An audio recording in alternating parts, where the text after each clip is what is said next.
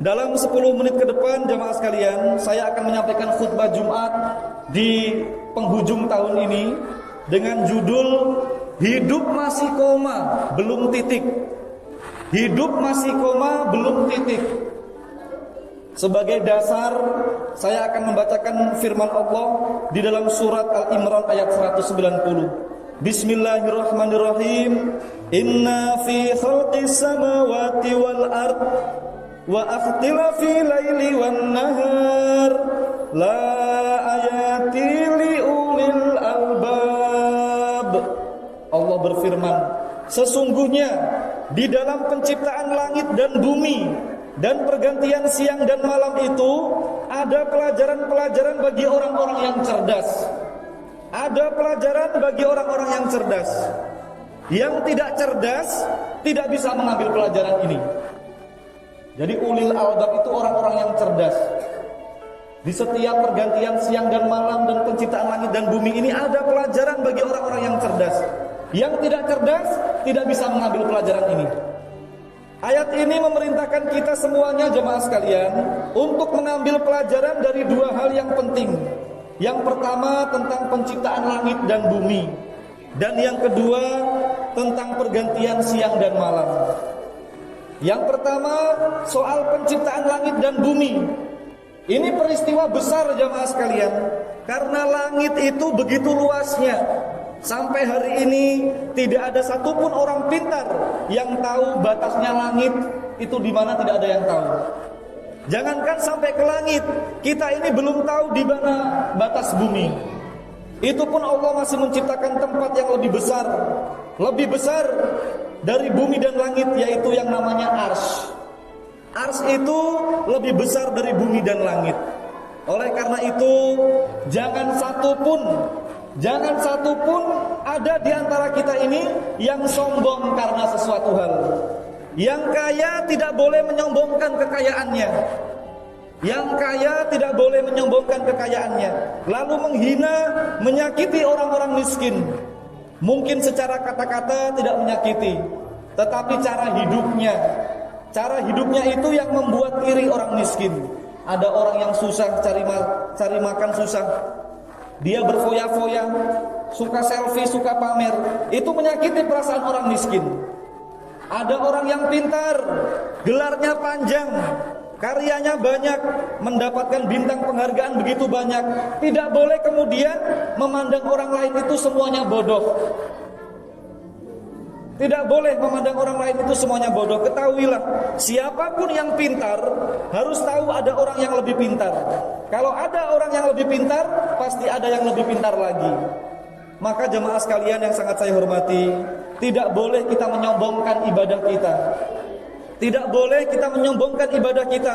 Mentang-mentang kita sering puasa Senin Kamis, mentang-mentang kita sudah haji, mentang-mentang kita tiap minggu khatam Quran, sering sedekah, sholat berjamaah terus, sholat sunnah, zikirnya panjang.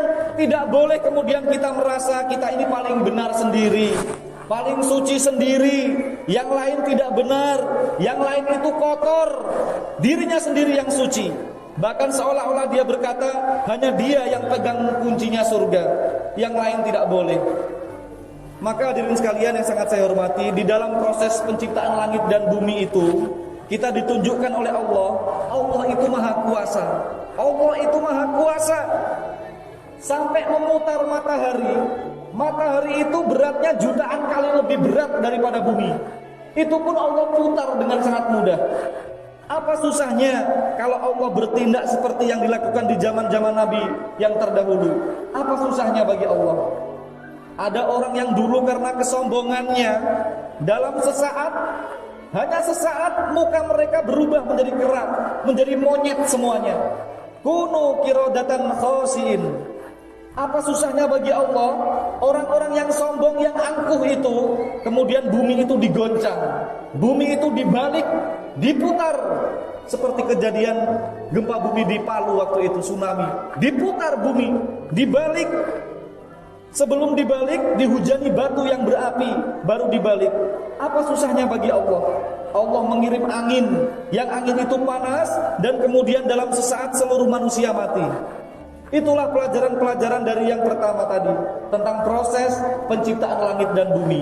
Yang kedua, jemaah sekalian, selama masih ada perputaran bumi, segala kemungkinan itu bisa terjadi. Selama ada perputaran bumi ini, selalu ada kemungkinan segalanya itu bisa terjadi. Mengapa Allah menciptakan ada siang, ada malam? Itu untuk menjelaskan kita bahwa tidak selamanya waktu itu siang terus. Tidak selamanya waktu itu siang terus. Tidak selamanya orang itu sehat. Tidak selamanya orang itu sehat. Bisa saja suatu saat sakit. Yang sakit jangan berkecil hati. Tidak selamanya waktu itu malam. Nanti kalau matahari terbit, semua kegelapan itu akan sirna. Maka hidup masih koma, belum titik. Hidup masih koma, belum titik. Siapa yang dulu pernah optimis bahwa Umar bin Khattab yang terkenal jago berkelahi, preman, Umar bin Khattab yang tiap hari yang dipikir itu bagaimana membunuh Nabi, ternyata berubah menjadi orang yang siap mati untuk Nabi. Maka optimislah. Ada juga sahabat Nabi yang bernama Salman Al-Farisi. Dulu pernah menyembah api, lalu dia masuk Islam. Setelah itu menjadi orang kesayangan Nabi. Sebab waktu perang Khandaq, itu yang punya ide menggali parit adalah Salman Al-Farisi.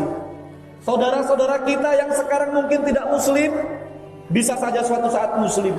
Hidup ini masih koma, belum titik. Hidup masih koma, belum titik. Dulu Abu Bakar As-Siddiq punya anak laki-laki. Masya Allah, anaknya ini nakal sekali. Tidak ada orang yang di Bitung ini yang nakalnya lebih daripada anaknya Abu Bakar ini. Namanya Abdurrahman. Anaknya Abu Bakar ini pernah mengajak bapaknya, bapak pro Nabi, saya pro kafir Mekah, kita duel pak, kita tanding pak, siapa nanti yang menang? Masya Allah, ketika sudah di medan perang, Abu Bakar mau bangkit. Abu Bakar berkata, saya mau hadapi anak saya wahai Nabi. Tangannya ditarik oleh Nabi, jangan Abu Bakar, karena Rasulullah tahu hidup masih koma, belum titik. Hidup masih koma, belum titik. Siapa tahu anakmu itu besok tobat. Dan ternyata benar jamaah sekalian, anaknya ini tobat dan menjadi kesayangan Rasulullah. Bahkan ketika Rasulullah menjelang wafat, beliau berwasiat, besok yang mengkafani saya, yang memakamkan saya adalah Abdurrahman ini. Ketika Rasulullah menjelang wafat, yang mengambilkan siwak, subhanallah, Nabi Muhammad ini menjelang wafat saja itu gosok gigi jamaah sekalian, bersiwak. Yang mengambilkan siwak itu adalah Abdurrahman. Abdurrahman tadi anaknya Abu Bakar, dia anak yang paling nakal. Allah berikan dia hidayah, dia tobat. Siapa yang menduga jemaah sekalian bahwa ada orang yang namanya Bishr? Ada orang yang namanya Bishr. Bishr ini dia pemabuk. Bahkan tidak hanya pemabuk. Bishr ini orang yang kaya raya. Tiap hari Bishr ini memborong itu miras. Miras-miras, minuman-minuman keras itu diborong oleh Bishr. Apakah Bishr harus begitu terus? Ternyata tidak jamaah sekalian. Suatu saat Bishr bertobat dan kemudian Bishr tadi menjadi ulama terbesar pada abad ke-8 di Irak. Banyak teman-teman kita jamaah sekalian yang waktu sekolah dia bodoh. Mungkin dia peringkat-peringkat terakhir. Lalu setelah itu kita dengar kabar dia sekarang menjadi orang besar. Dia sekarang menjadi bos. Anak-anak yang paling pintar di kelasnya itu diambil sebagai karyawan semuanya. Hidup ini terus berubah jamaah sekalian. Ada anak yang miskin, dia dulu pengamen, dulu cari makan susah, sekarang tiap bulan bisa dapat 1 miliar. Maka hidup ini masih koma, belum titik. Hidup masih koma, belum titik. Maka optimislah, yang semangat, yang optimis. Apakah orang yang kaya itu pasti kaya terus? Ada orang kaya, apakah dia kaya terus? Tidak jemaah sekalian. Banyak orang-orang yang dulu kaya raya. Mungkin karena Covid, mungkin karena bangkrut, sekarang dia ikut antri nasi kotak jemaah sekalian. Apakah orang yang hafal Al-Quran, orang yang pakai baju takwa itu mungkin dijamin bahwa orang itu baik terus? Siapa bilang jemaah sekalian? Di penjara Indonesia ini tidak sedikit orang yang hafal Al-Quran. Sekarang ada di sana, bukan pakai seragam baju takwa, tapi seragam narapidana. Maka hidup ini masih koma, belum titik. Waspada, yang waspada. Ada orang yang dulu paling dihormati, paling ditakuti. Setiap dia datang orang hormat, orang cium tangan. Sekarang paling dicaci, bahkan divonis hukuman seumur hidup. Subhanallah. Hidup seperti ini jamaah sekalian. Dulu bahkan pada zaman Bani Israel ada ulama besar yang namanya Barsisokh. Mungkin jamaah pernah dengar ini. Ada ulama namanya Barsisokh. Masya Allah, Barsisokh itu pengikutnya sampai 60.000 orang. Orang-orang hebat semua. Bahkan Barsisokh ini punya karomah bisa terbang. Karena sesuatu hal, Barsisokh tergoda melakukan sesuatu dosa, kemudian dosa itu berganti dosa lagi, sampai akhirnya ulama sebesar itu mati di tiang gantungan sebagai orang kafir. Nauzubillah. Inilah hadirin sekalian, hidup masih koma, belum titik. Selama jam itu berputar, jangan sekali-kali menghakimi orang. Jangan sekali-kali menghakimi orang. Kita doakan. Kalau ada jamaah kita yang belum ke masjid, jangan dihina. Kita doakan. Kalau ada tetangga kita yang susah, jangan dihina. Kita doakan. Sebab jam ini terus berputar.